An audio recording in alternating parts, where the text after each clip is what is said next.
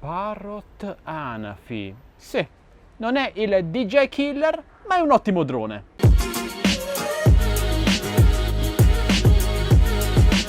Ciao amici di Addicted to Games e benvenuti in questo nuovo video. Io sono Michele ed oggi sono qui per dirvi le mie considerazioni finali sul Parrot Anafi, il nuovo drone della casa francese precursori nel settore dei droni commerciali. Se mi seguite da un po' sapete che non ho una grande considerazione di questo marchio. Li ho sempre trovati un po' troppo costosi rispetto a quello che davvero offrono e a volte li ho definiti dei droni da centro commerciale, ovvero dei droni che vengono comprati come regali ai figli e ai nipoti, dai nonni, dai genitori, dagli zii, da gente insomma che non è molto addentrata nel settore. Però ho voluto dare una possibilità a questo Parrot Anafi che sulla carta mi ha davvero stupito. Compatto, pieghevole, leggerissimo, pesa appena 320 grammi, sensore Sony da 21 megapixel 4K HDR con zoom senza perdita di qualità, oltre 20 minuti di autonomia, 2 km di range di controllo realizzato in fibra di carbonio e fibra di vetro, tutto questo a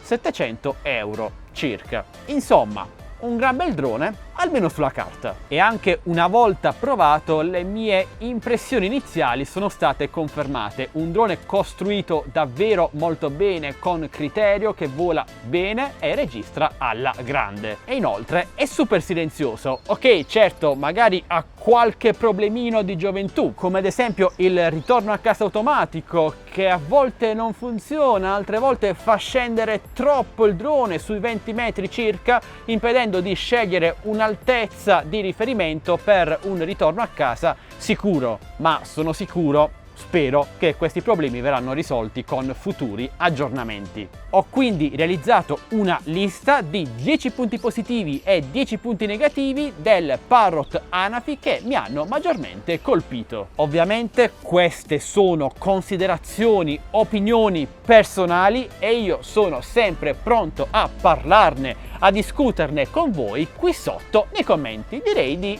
iniziare subito. Primo punto positivo, innanzitutto è robusto, compatto e leggero. Secondo punto positivo, è molto veloce, è in grado di rivaleggiare tranquillamente con un Mavic Pro o un Mavic Air e inoltre la velocità di ascesa e discesa è regolabile e credetemi, questa è una feature che permettono pochissimi droni commerciali. Terzo punto positivo, la cam, il sensore Sony da 21 megapixel è di qualità davvero eccellente, lo giudico anche migliore rispetto a quello del DJI Mavic Air, il suo concorrente diretto. Quarto punto positivo, la cam, il gimbal inclinabile di 180 gradi, da meno 90 a più 90, questa è davvero una novità. Quinto punto positivo, è davvero molto silenzioso, siamo sui livelli del DJI Mavic Pro Platinum. Sesto punto positivo, la sua facilità d'uso. Ragazzi, questo è uno dei droni più semplici in assoluto da utilizzare. Infatti si apre e si richiude in un istante,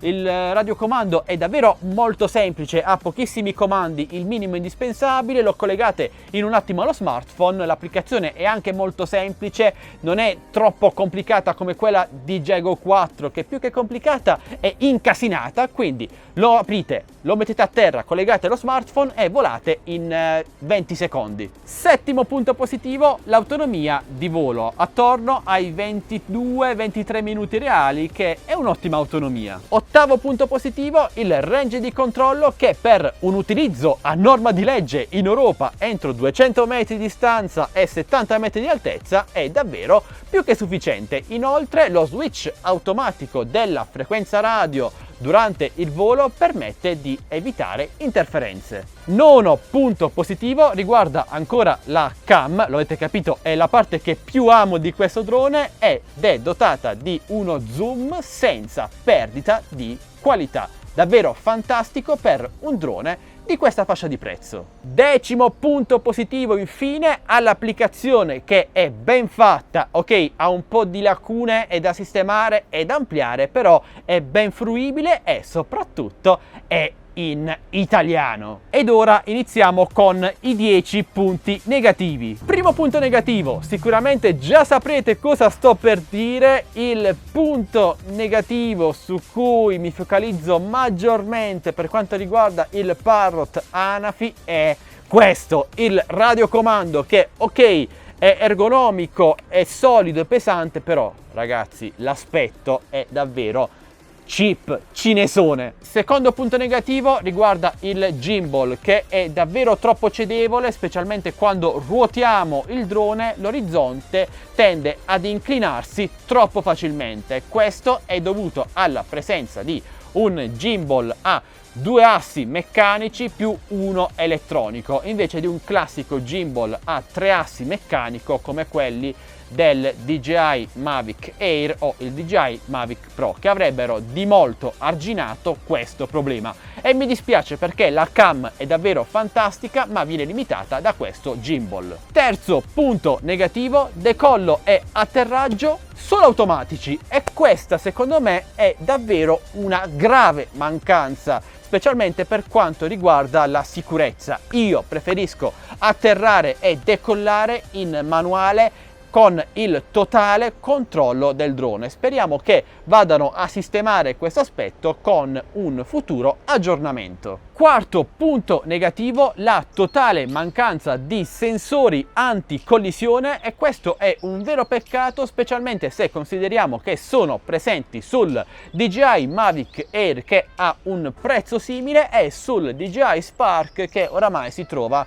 sui 300-350 euro. Quinto punto negativo, non sono presenti le no-fly zone. Ora magari qualcuno di voi sarà super contento, però no ragazzi, secondo me la presenza di no-fly zone nell'app è davvero importantissima, specialmente per quanto riguarda la sicurezza.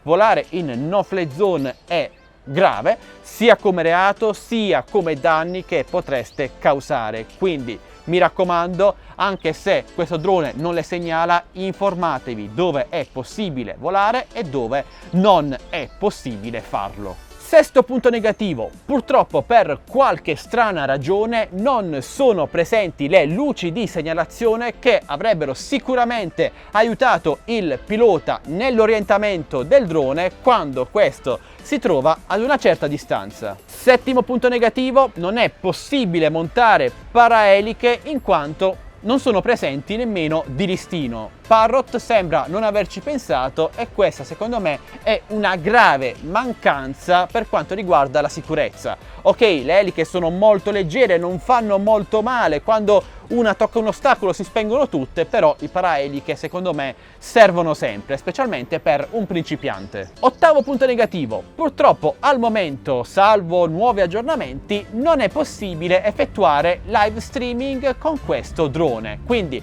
non potrete trasmettere in diretta i vostri voli su YouTube, su Facebook, dove volete.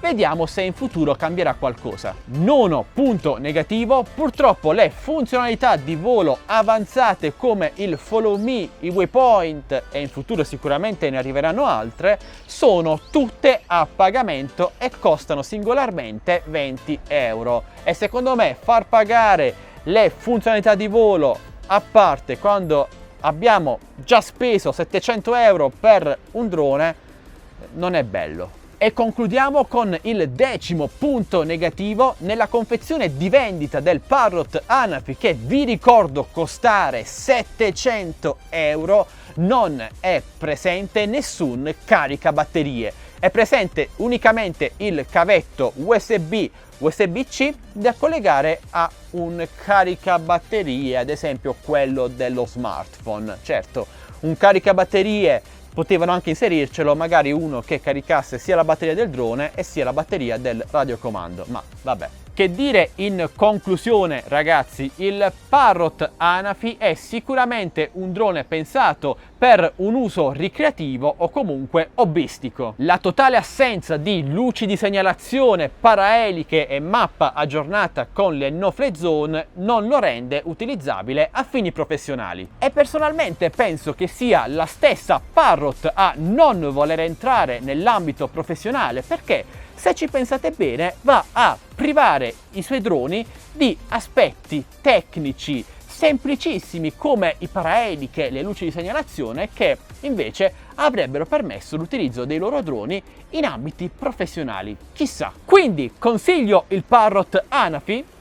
Sì, lo consiglio. Lo consiglio specialmente a chi vuole avvicinarsi a questo mondo, dato che è un drone semplicissimo da utilizzare, e anche agli amanti della fotografia, in quanto il sensore è davvero di qualità eccellente e permette di effettuare scatti e video fantastici. Come qualità generale non siamo ancora ai livelli di DJI, che va a curare davvero tantissimo i dettagli, i particolari dei suoi droni, a differenza della Parrot che si perde nel classico bicchiere d'acqua. Fatemi sapere ora voi cosa ne pensate di questo Parrot Anafi, parliamone insieme qui sotto nei commenti, lasciate anche tanti bei like, condividete questo video a tutti i vostri amici, iscrivetevi qui sul canale Addicted2Games se non l'avete già fatto, mentre in descrizione video trovate i link per acquistare il Parrot Anafi e i link per entrare nel